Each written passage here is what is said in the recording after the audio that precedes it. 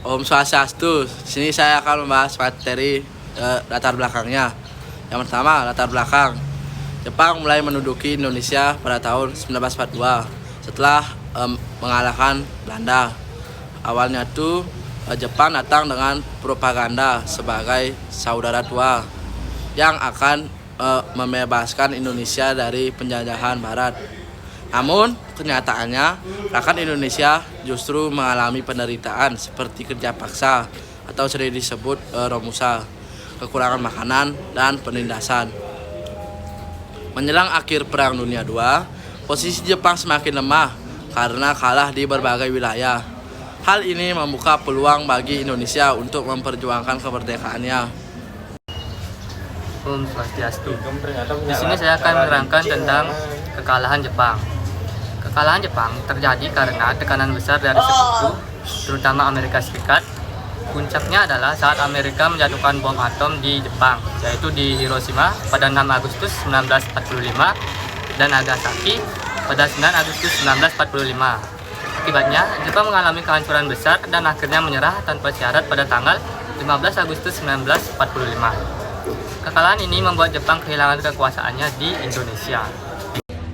Om Swastiastu, saya akan melanjutkan terjadinya kekosongan kekuasaan setelah Jepang menyerah. Terjadi vacuum of power. Kekosongan kekuasaan di Indonesia artinya satu, Jepang sudah tidak berkuasa.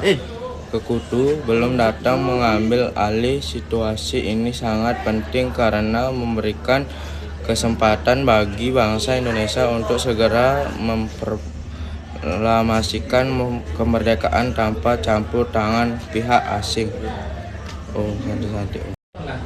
Om Swastiastu, perkenalkan nama saya Ketut Darmawan, nomor absen 16. Di sini saya akan menyampaikan materi saya, itu nomor 4, perdebatan kaum muda dan tua. Setelah Jepang menyerah, muncul perdebatan pendapat antara golongan tua dan muda. Kaum muda yang pertama ingin kemerdekaan segera diproklamasikan. Yang kedua tidak ingin ada campur tangan Jepang. Yang ketiga menganggap kesepakatan ini tidak boleh disia-siakan. Sedangkan kaum tua yang pertama lebih berhati-hati, yang kedua ingin menunggu sidang PPKI, yang ketiga menghindari konflik dengan Jepang. Tokoh penting yang pertama yaitu Soekarno, kedua Muhammad Hatta, ketiga Soekarni. Perdebatan ini menyebabkan ketegangan, tetapi juga mendorong percepatan kemerdekaan. Sekian dari saya, Om Santi. Kelima, peristiwa Rengas Dengklok.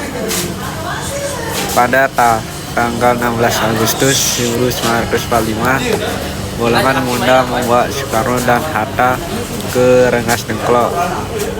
Tujuan mendesak agar proklamasi dilakukan segera, menjauhi dari pengaruh Jepang. Setelah melalui perundingan dengan Ahmad Subarjo, Soekarno dan Hatta akhirnya setuju untuk kembali ke Jakarta dan memproklamasikan kemerdekaan. Bukan Santi. Baik, di sini saya akan memaparkan materi yang keenam yang berupa perumusan naskah proklamasi.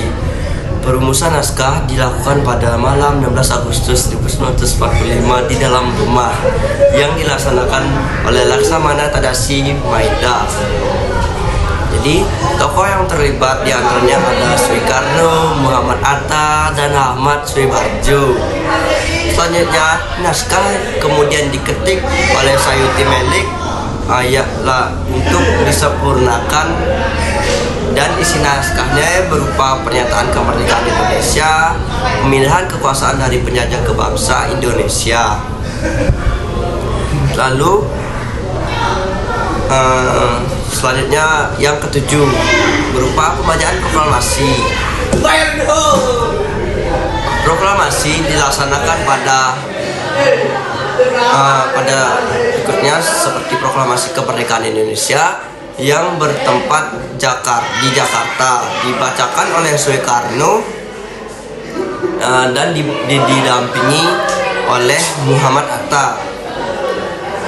Jadi peristiwa ini menandai lahirnya negara Indonesia sebagai bangsa merdeka. Merdeka! Om Swastiastu. Perkenalkan, nama saya Bagus Hadi Bisma, absen 9. Jadi yang ke-8 itu adalah pengibaran bendera merah putih.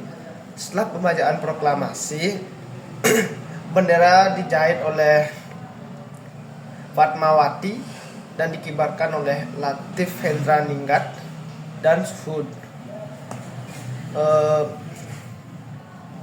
Lagu Indonesia Raya dikumandangkan sebagai simbol kemerdekaan.